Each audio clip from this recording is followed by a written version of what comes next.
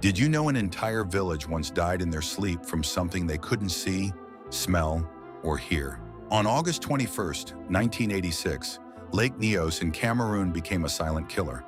For decades, carbon dioxide had been building up in the lake's depths from volcanic activity below. Then something disturbed the water. The lake burped.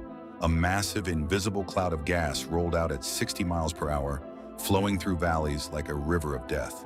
Carbon dioxide is heavier than air, so it pushed out all the oxygen as it moved. People didn't scream. They didn't run. They just fell asleep and never woke up. When rescue workers arrived the next morning, they found 1,700 people dead. Entire families lying peacefully in their beds, babies still in their mother's arms, no signs of struggle or pain. 3,500 livestock also lay scattered across the countryside. The survivors who lived on higher ground described the same thing.